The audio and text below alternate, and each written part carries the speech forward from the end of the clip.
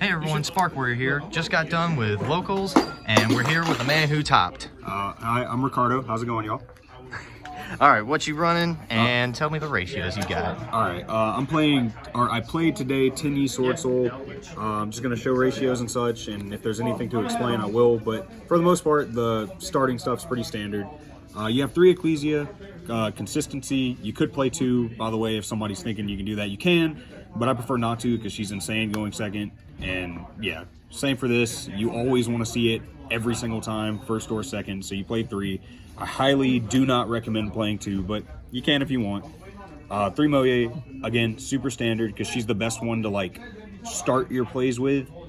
She doesn't require anything like set up other than having something in hand. And then 2 Taya, because he requires a little bit more setup than her, but because you play the 10Es, that's a little bit more feasible in this list. And then the second one's good for like your grind game and everything. So all these ratios I think are pretty standard and shouldn't change. And you know, there's just not much to say about them. Right. Then for the 10Es, we have, again, very standard ratios. 3 Ashina, because he's the best one. He's like a +1, and he gets you to whatever you need to be. Combo plays, all of that. 2 Vishita, 2 Adhara, and 2 Shitana. Again, these ratios are all pretty standard. Would love to play 3 of this, but fair warning, my deck's 44 cards, which is kind of not great by conventional wisdom, but I think with Sword Soul it actually works out pretty well. Right. Because every card in the deck is actually just perfectly fine to draw. Even this one. This sucks to draw, but because it's a worm, it's like functional in any scenario where you see it pretty much. Like if your hand works and you draw this, it just doesn't matter.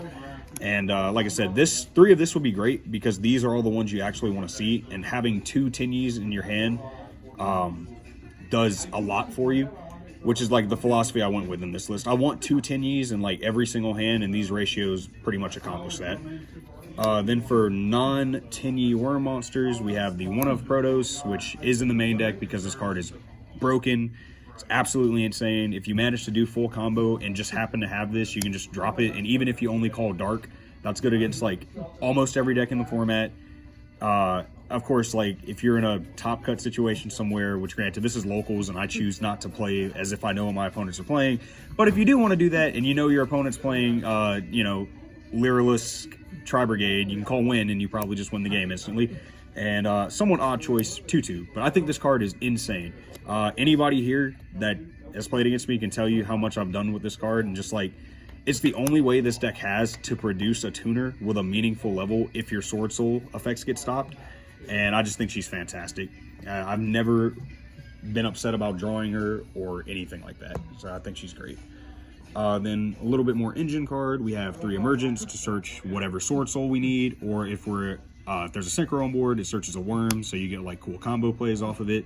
The 1 of Summit, which is pretty good. You don't particularly want to draw it a lot of the time, but if you do, it usually just winds up being fine. You could cut this card, but I don't mind it. And then 1 Blackout. Don't play 2 of this. 2 of this is god-awful. That's all the like Sword Soul search cards. And then for non-engine stuff, we have, well, I say non-engine, 2 Pot of Desires. This should realistically be a 3 of, but I lost my 3rd one and have not bothered putting a 3rd one back in. And it's also just been fine at 2. I see it enough. I've never drawn Desires off Desires at this point, but again, that's really bad logic. So if you're thinking you should play 3 of this, yes, just go ahead and play 3. Then we have 2 Vessel and 2 Heavenly Dragon Circle. I've been liking this. A lot of people don't do this. They'll usually either just play 3 of this and 1 of this, or 3 of this and none of this. But I never want to see 2 of either of these cards. I would rather, you know, draw 1 of either of them or 1 of both of them, because then that's insane. And this card sucks probably if you don't play 2/2, but if you do play 2/2, it makes this card insane. So like, I'll just show, not necessarily a combo, but like an example of something that this does because of my list. Right. And it's a lot better here, but if you don't want to play it, I completely understand. Then for like the non-engine going second stuff, I don't play any, well, I guess I play 1 Hand Trap, but it's 3 Chalice, 3 Imperm, 3 Droplet, and 3 Triple Tactic Talent. I think these are somewhat mandatory in the format. This especially because of how many Scythe decks are going around. So against PK, you can usually like hit their Dagda to keep them from getting to Scythe. Right. And then if you stop that, you can usually break whatever else they put out. Chalice is just like a good 1-for-1 with any interaction on their board. Droplet obviously does what it does. Yes, I'm poor. I only have 2 ultis. I'm sorry. Dang.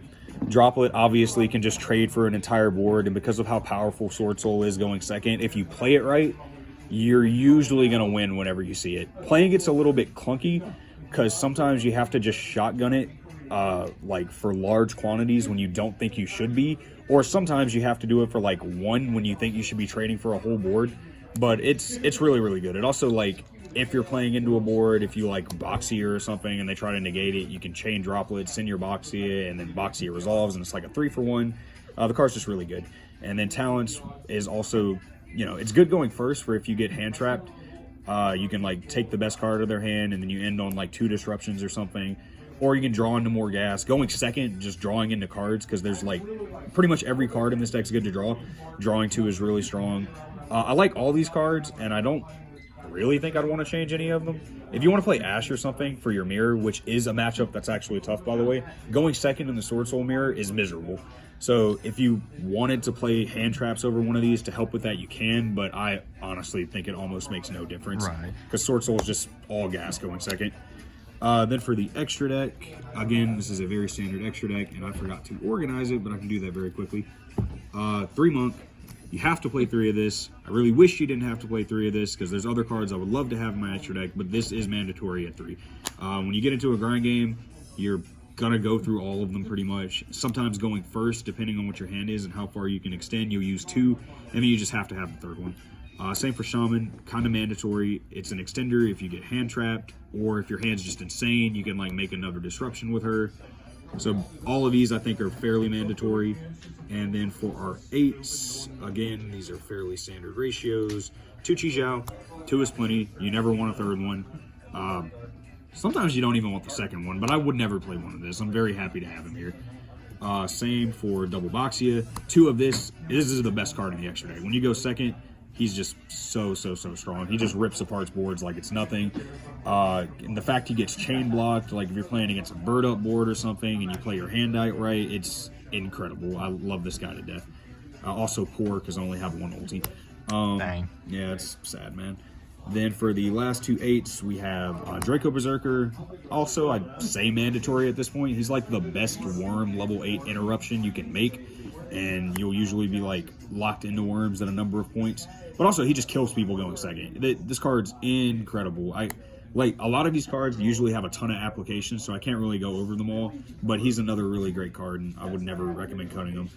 This is one you could cut. Dragite could be Omega. It could be like Draco Masters is another Link monster, but it's okay if you go first and you manage to like make all 3 of these things, which I did today actually. Even though it played into Nib, and I always recommend playing around Nib in this deck because if you get Nibbed, you're usually just done. But you know, this is fine. It's not bad. I just don't think it's incredible either. Then for the 10s, we have Ruddy Rose Dragon, who again isn't fantastic, but against graveyard decks like PK, because PK's follow-up is usually all in the grave and not in their hand at all, this card kind of eats them alive. You break through the board, you make this, you banish all the graveyards, and then they usually have no follow-up. This card is filthy against those decks, but if you choose not to play it, I understand. It's somewhat, you know, it's specific, because this guy usually does about the same job. Ching Ying, also really insane. Whether you're making it going first or going second, for people who don't know what he does, he can't be destroyed by card effects. He gains 100 attack for every banished card and gives all your opponents minus 100 attack for every banished card. And if a card is banished at any point, he can trigger his effect to banish a card from field and grave. So if you make him going first, you obviously have a ton of ways to trigger him, and that's a really powerful disruption. But same going second. He's just like insane at clearing boards. Great card, but I don't make him very often turn 1 because I'm usually making, except for the thing I'll show y'all, which I will show you in a minute, I'm usually making Baron, who's the standard turn 1 level 10 play, because you usually make her, at least I do because I respect Nib a lot, I make her before I do anything else to have an answer to Nib.